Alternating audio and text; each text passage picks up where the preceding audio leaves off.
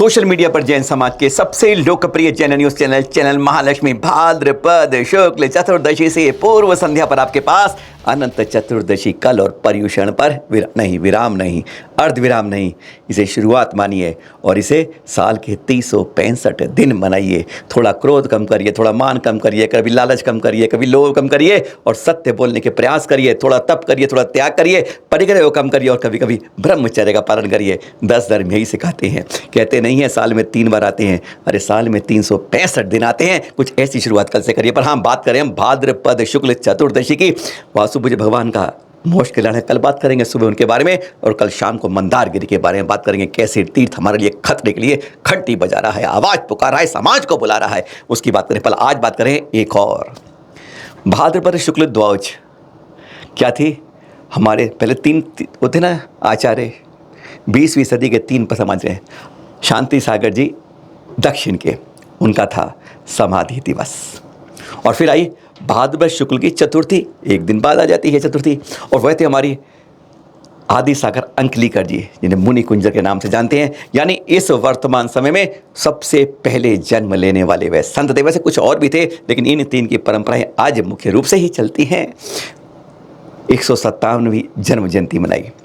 ठीक क्रम में भाद्रपद शुक्ल का महीना के कैसे होता है खास बढ़िया। और कल है भाद्रपद चतुर्दशी। और तीसरे हमारे आचार्य श्री शांति सागर जी छाणी, जिनकी 100वीं मुनि जयंती का यह शुरुआत हुई और 101वीं आ जाए या कहें 100वीं वर्षगांठ पूरी हुई आज। लेकिन इस परंपरा को बहुत कम लोग जानते हैं। आज उसी की परंपरा को बताते हैं। वह आचार्य श्री पागल हो गए, हाँ महाराज पागल हो गए, यही कहने लगे जब लोगों ने उनको देखा। वैसे वह ऐसे संत थे, अलग दीक्षा ली, उसके बाद उन्होंने मुनि दीक्षा स्वयं ले ली। उन्हें नहीं लगा कि मुझे इस रास्ते पर लाने वाले कोई उचित गुरु मिल पाएंगे। और लोंगटी उतारी और खड़े हो गए, ध्यान मग्न हो गए। और देखकर वहां के लोग हैरान हो गए, कहते महाराज पागल हो गया, महाराज पागल हो गया। आवाज पूरे वहां गूंज गई। क्यों गूंज गई, ये सुनते हैं पहले आचार्य श्री सुनील सागर जी से। आचार्य श्री शांति सागर जी छाणी वालों का जन्म शताब्दी महोत्सव स्मृति दिवस है आज। 13 सितंबर को कभी सागवाड़ा में 1923 में उन्होंने दीक्षा ली थी। सागवाड़ा चातुर्मास भी हुआ था। पहाड़ी पर उनके चरण भी विपन्न अवस्था में थे, उन्हें भी प्रेरणा देकर के ठीक करने को कहा।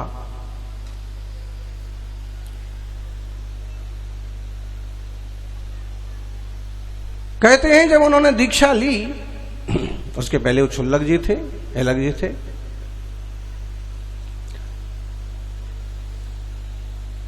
तो नसीहत जी वाला मंदिर, गांव के बाहर वाला मंदिर, वहां उन्होंने सब कुछ त्याग दिया। जैन श्रावक वहां थे ही नहीं, उनकी भावना बनी और उन्होंने अभी तक के पहने हुए शुल्लक जी वाले वस्त्र वगैरह निकाल के फेंक दिए।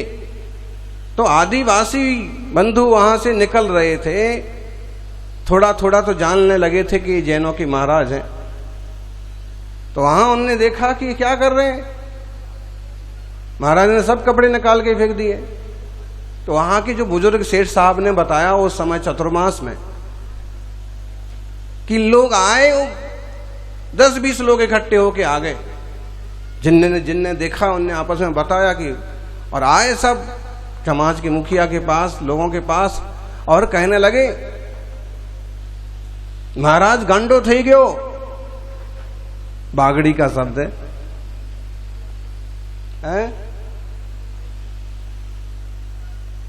महाराज गांडो भी हो गयो, मतलब महाराज जी जो है वो पागल हो गए।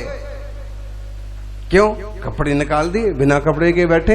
अब आज तक तो उनने देखे नहीं थे उत्तर भारत में, राजस्थान तरफ उस एरिया में के ऐसे भी साधु होते हैं। तो जैनी का बच्चा होता तो एक बार वो समझ लेता कि दिगंबर मुनि महाराज हैं, जैसे अभी आदि सागर जी हुए हैं, जैसे शांति सागर जी हुए हैं, एक और सूर्य सागर जी भी थे लगभग उस काल में। तो कुछ आदिवासी को तो पता ही नहीं।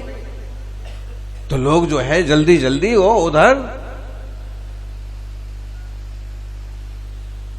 पहुंचे। बाहर तालाब है बड़ा सारा, उसकी पाल पर वो मंदिर ठीक से बना दिया गया है अभी। और जो वहाँ का बड़ा तालाब है उसमें पावापुरी की रचना भी पावापुर के लेवल से ही चालू है। लोगों ने जाके देखा कि सच में महाराज जी ने तो सब कुछ त्याग दिया है, वस्त्र भी नहीं है और दुपट्टा भी नहीं है, आसन लगा के बैठे हुए हैं। तो समझदार थे, जाकर के हे स्वामी नमोस्तु नमोस्तु नमोस्तु करके उनका वंदन किया और वैसे उनकी दीक्षा हुई। और 23 साल जितना उनका जीवन रहा, 22 साल जितना उनने तप किया और समाधि, उत्तम समाधि। आप भी सोच रहे होंगे क्या बात कर रहे हो, क्या हमें समझा रहे थे। हमने तो पढ़ा थंब के अंदर शेर आ गया आचार्य श्री की वंदना करने, और ये बता रहे हैं ये वाली बात। सब्र का फल हमेशा मीठा होता है और जहाँ इंतजार होता है वहाँ फल भी अच्छा मिलता है। पर हम बात कर रहे थे, दीक्षा ले लिया उन्होंने, और वहाँ के एक संस्मरण जो शायद आप में से आचार्य श्री शांति सागर जी के बारे में शायद आप में से बहुत बहुत बहुत कम शायद जानते भी नहीं होंगे। तब तो जंगल होते थे, आज के सड़क शहर इस तरह नहीं होते थे कि 5 स्टार होटल और 20 गुना मंजिला में इस तरह लोग रहते थे। मंदिर छोटे पड़ जाते हैं और रहने वाले मकान इतने बड़े होते हैं कि वहाँ की आग निकलती है, लू में तप तपा देती है संतों को। ऐसा मौसम नहीं होता था, जंगली बीरवान होते और वहाँ पर हमारे दिगंबर संत विराजमान होते। ऐसे ही रहते थे, ऐसे ही रह रहे थे कि मालूम चला उनको देखे ना जैसे वो चल रहे थे अब नग्न रूप में दिगंबर संत। एक ब्राह्मण परिवार में से एक ब्राह्मण जो थे ना, जो गांव से लोग धान लेते रहा, हैरान हो गए देखो बेचारे वो। कहा चलो मैं थोड़ा साथ चल लेता हूँ, जंगल तो पार करा देता हूँ उनका, कम से कम ऐसे बाबा आए हैं तो कितना तो कर ही दूँ, गाँव वाले भी खुश हो जाएंगे, दान थोड़ा ज़्यादा मिलेगा। इस लालच में वह ब्राह्मण उनके साथ हो गया। अब जंगल में पहुँचे, शाम होने वाली है। अब वह समझ गया तो खतरे वाली बात है, यहाँ तो शेर आते ही है, पक्का है उसे, वो जानता था ये बात क्योंकि वहीं का रहने वाला था। और वह संत आगे जा रहे हैं, वह कुछ रोक नहीं पा रहा, वो कह रहे हैं शेर आते हैं महाराज वापिस चलते हैं। पर दिगंबर सेन तो शेर होते हैं, सिंह निष्कित व्रत वाले आते होते हैं, कहते नहीं हम आगे ही चलेंगे। जब आया खड़े हो गए ध्यान में, उधर ब्राह्मण ने देखा कि पीछे से खान हान हान की आवाज़ आने लगी उसे कानों में, समझ गया शेर आ रहा है। फड़ फड़ फड़ फड़ फड़ कांपते हाथों से पेड़ पर चढ़ गया। जब तक पेड़ पर चढ़ा उसके दहाड़ने की आवाज़ बिल्कुल सामने आ गई, बस समझ गया, खेटे खेटे उसकी कांपने लग गया। उसने कहा आज तो ये साधु गया और मेरी समाज में यहाँ गांव में नाक कट जाएगी। वो बड़बड़ा रहा था, कांप रहे थे, इसके शरीर पूरा पूरा के अब गिरा, टहनी से अब गिरा और नीचे ध्यान मग्न ध्यान हो गए जो दिगंबर संत आचार्य श्री शांति सागर जी धाणी शाणी जी, बस ध्यान मग्न। शेर आया, चरणों के पास 1 सेकंड रुका, ऊपर से नीचे तक खुंखारते, फिर दहाड़ा और फिर उसने 1 2 3 परिक्रमा लगा दी। सूंघ रहा है, परिक्रमा लगा रहा है और फिर थोड़ा नीचे सर लगाया, कुछ देर शांत खड़ा रहा और चला गया। हमारी बात पे विश्वास ही मत करिए, हम तो कोरी गप सुना रहे होंगे ना, सुनते हैं सीधा आचार्य श्री सुनील सागर जी से। उनके जीवन का एक प्रसंग है। अमुक गांव से उन्होंने विहार किया,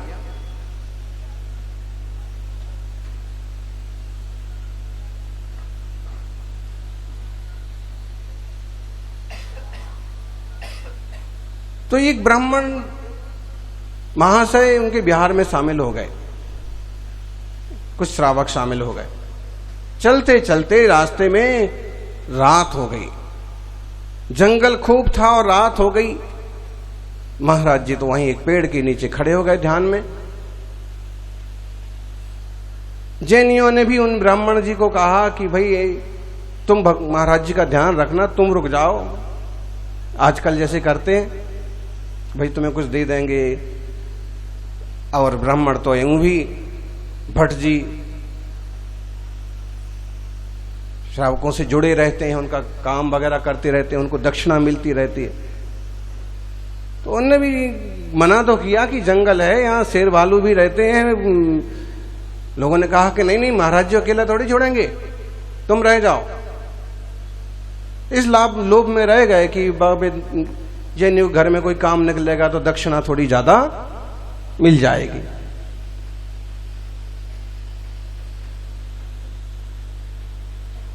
ठंडी का मौसम था, थोड़ी आग जला करके और जैसे तैसे अब देखें तो सब तरफ पूरा वीरान जंगल। कभी जंगल में रुकने का पड़ा हो सर आप लोगों को? नहीं पड़ा, पड़ेगा कहाँ, जंगल क्या चीज है बोलने का, एसी में रहते हम तो। लेकिन हम लोगों को जंगल में रहने का अवसर पड़ता है। हमारे साथ भी बहुत बार हुआ, गुरुदेव के साथ भी हुआ, संघ स्वतंत्र संघ में भी बहुत अवसर आए। जंगली जानवर, जैसा अंदेशा था कि बाघ की, शेर की दहाड़ सुनाई पड़ी, तेंदुआ टाइप के, अलग अलग तरह के शेर की जाति के, अलग अलग तरह के, तो घबरा गया ब्राह्मण। अब क्या, अब तो मैं तो मारा जाऊंगा, ये तो यूं आंख बंद करके खड़े हैं और इनका तो कोई बीवी बच्चा भी नहीं है और मेरा तो परिवार का क्या होगा। तो ब्राह्मण जो पंडित जी थे वो फटाफट पेड़ पर चढ़ गए। महाराज जी वैसे के वैसे ध्यान में खड़े रहे और पेड़ पर से देख रहे हैं कांपते कांपते कि सच में शेर आया, दौड़ा। अब उसने सोचा कि अब महाराज, अब गए तब गए, अब मरे तब मरे, और डर के मारे आंखें भी बंद हो जाएं, कांपने लगा। महाराज जी की तरफ से बढ़ा। मुनिराज अब उनका सत्व देखिए, धैर्य देखिए, खड़े रहे फिर भी, डरे कि भागे कि आंखें खोली कि बैठे कि पैर पड़ चढ़े, कुछ नहीं, मुनिराज खड़े रहे। और जब वो खड़े रहे तो उस पशु ने भी अपना थोड़ा बहुत आक्रोश दिखाया। बाद में ब्राह्मण ने क्या देखा कि त्रियंच जाति की इस प्राणी ने मुनिराज के आसपास 2-3 चक्कर लगाए। अब चक्कर लगाने का उसका अपना मकसद क्या है, हमारी भाषा में तो परिक्रमा कह देंगे, उसकी भाषा में हो सकता है और परीक्षण कर रहा हो, आक्रमण की तैयारी कर रहा हो सकता है उसके परिणामों में निर्मलता आई हो, सच में परिक्रमा कर रहा हो। फिर उसने मुनिराज के सामने बैठ करके एक विनम्रता की, शांतता की मुद्रा प्रदर्शित की और शेर वापस चला गया। अब उनकी जान में जान आई कि चलो हम भी बचे, महाराज भी बचे, महाराज को कुछ हो जाता तो गांव वाले मुझे भी गांव से निकाल देते और मेरी दान दक्षिणा भी सब बंद हो जाती, चलो ये अच्छा होगा। लेकिन ये समझ में आ गया कि जिन मुनियों को यूं तो दर्शन ही दुर्लभ थे, लेकिन जिनकी मुनियों के प्रति हमारी धारणा थी कि क्या होते हैं नंगे बाबा, कपड़े निकालने से क्या मतलब होता है, आज मालूम पड़ गया कि इनका धैर्य, इनका सत्य, इनका धर्म इतना पक्का होता है कि शेर भी इनके चरणों में झुक जाता। दिगंबर संतों से पिच्ची लग के आशीर्वाद नहीं लेते, उनकी एक बार रज ले ली ना, कल्याण कर देती है। एक बार उनके दर्शन हो जाए वही प्रवचन हो जाता है। यह आज की बात नहीं है, आज से 100 साल पहले की भी यही बात थी। आचार्य शांति जो ब्राह्मण चले थे ना, अब उनके पास दीक्षा की बात आई। परिवार वाले आए, चलो चलते हैं वापस। अरे नहीं, अब नहीं जा रहा मैं वापस, नहीं चाहिए दान पुण्य आप लोगों का, नहीं चाहिए, अब मैं इन महाराज के साथ ही जाऊंगा। उसने देख लिया चमत्कार कि ये नंगे बाबा का ऐसा चमत्कार कि शेर जैसे, राक्षस जैसे जानवर जो होते हैं, जो मुंह फाड़ कर खाने में रखते हैं, वह यूं चला गया। गजब का है, अगर ऐसा है सब कुछ तो यहाँ मिलेगा, वह उनके पीछे पीछे हो लिया। जानते हो, अभी तो आपने सुने हैं कि तीर्थंकर को देखकर लोग अपनी चर्या छोड़ के भगवान बनने की लग में जाते हैं, पर यहाँ तो इन दिगंबर संत को देखकर वह ब्राह्मण जैन नहीं, ब्राह्मण जो एक बार जंगल पार कराने आया था, वही उनसे मुनि की दीक्षा की आर्ज लगाने लग गया। कहता मुझे दीक्षा दे दो, और क्या बन जाता है वो आप सुनेंगे, सुनिए जरा। मालूम है उनको उससे ऐसा वैराग्य भाव पैदा हुआ कि जब अगले दिन लोग आए और सारी बात बताई, फिर उनको मनाया कि गांव चलो, नहीं मैं तो अब आगे ही जाऊंगा, मैं महाराज जी के साथ ही जाऊंगा। घर वाले मनाने आए, ब्राह्मण परिवार पूरा, नहीं, ऐसा मुनि का जीवन, ऐसा शांति का जीवन, ऐसा निर्भय जीवन, ऐसा पवित्र जीवन, मुझे भी मुनि बनना है। पहले उनकी क्षुल्लक दीक्षा हुई और बाद में उनकी मुनि दीक्षा हुई, और उनका नाम क्या रखा गया था, जगाओ संप्रतिष्ठ सागर को।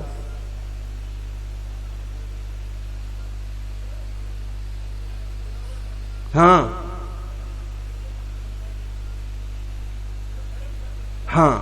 उनका वो कुरावड़ के थे, वो कुरावड़ के आसपास का ये प्रसंग है जो घटना बनी। उस समय तो जंगल हुआ करते थे, उस समय तो आज भी वो जय संबंध बांध वगैरह है, आज भी जंगल है काफी। तो वो कुरावड़ वाले थे और उनने फिर अलग दीक्षा ली, मुनि दीक्षा ली। मुनि दीक्षा का नाम था मुनि धर्म सागर। क्या गजब की कहानी है आचार्य शांति सागर जी के, कल जिनका 101वां, जी हाँ, दीक्षा जयंती यानी वर्षगांठ है इसकी। और उसके बारे में हाँ एक बात और, आचार्य शांति सागर जी की समाधि हो गई, पर कहते हैं शेर का बच्चा शेर ही निकलता है, बिल्कुल गिदड़ नहीं होता है। वह भी है। अब जब उन्होंने देखा कि अब गुरु की शांति हो गई, इंद्रियां शिथिल हो रही हैं, कमज़ोर हो रही हैं, अब लगता है कि जीवन सादा नहीं है, आयु कर्म पूरा हो रहा है, तो उन्होंने कहा मुझे भी अब संलेखना लेके समाधि करनी है। पर संलेखना करवाए कौन? इतना आसान नहीं होता है, बहुत कठिन काम होता है संलेखना करवाना।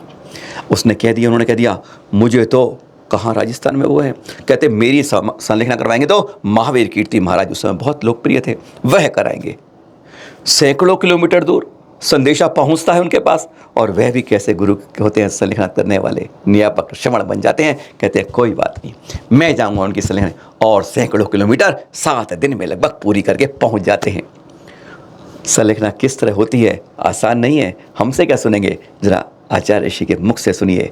यह भी एक बहुत कठिन काम होता है। सुनते जाइए और गुणगान करिएगा आचार्य शांति सागर जी शानी है, जिन्होंने ऐसे पुत्र को, जैसे हाँ जी हाँ आप कहेंगे जन्म दिया। जो दीक्षा दी जाती है वो एक नया जन्म ही होता है। और फिर कल मनाइएगा पर्युषण का अंतिम दिन, मिलिए आपसे, मिलेंगे आपसे। पर सुनिए जरा पहले आप कल, और याद रखिएगा मंदारगिरी की भी अभी की कहानी पूरी नहीं हुई, ये सत्य घटना जारी है। सुनिए जरा उन्होंने कैसे संलेखना ली। कठोर तपस्वी निकले और संलेखना समाधि के टाइम पर जब कोई सही सहयोगी नहीं मिला तो उन्होंने कहा कि मेरी समाधि तो केवल, अभी उनके गुरु की तो समाधि हो गई, उनकी तपस्या चलती रही, तो उन्होंने कहा कि मेरी समाधि तो केवल महावीर कीर्ति जी महाराज करा सकते हैं। महावीर कीर्ति थे इंदौर में, इंदौर के आसपास, और ये थे धरियावद में। वहां तक संदेश पहुंचा और महावीर कीर्ति जी ने कहा कि हो संलेखना समाधि के लिए कोई साधु मुझे याद कर रहा है। केवल 6-7 दिन में लंबी दूरी तय करके वो धरियावाद पहुंचे। पूरी बात को समझा, ठीक से उनको नियमबद्ध कराया और उनको पूछा अंतिम कोई इच्छा है क्या? तो उनने कहा कि मेरी इच्छा तो ये महाराज हैं, इनने मुझे सब कुछ त्याग करा दिया जबरदस्ती। उनने कहा इनकी जबरदस्ती छोड़ो, आपने नियम लिया है क्या? मैंने तो अभी ऐसा नियम नहीं लिया है सब त्याग का। तो क्या इच्छा है अभी? तो मुझे राब पीना है। राब होती है मक्की की राब, राजस्थान में खीर टाइप की। तो मुझे तो मक्की की राब पीना है, एक डेक्ची भर के। ठीक है, रहता है। अब उनने जबरदस्ती उनके 2-4 उपास करा दिए होंगे, समझा बुझा करके, जबरदस्ती में भी समझा बुझा करके तो कर लो, अब क्या है, अब समाधि तो करना ही है। और गहराई से परिणामों को समझना पड़ता है।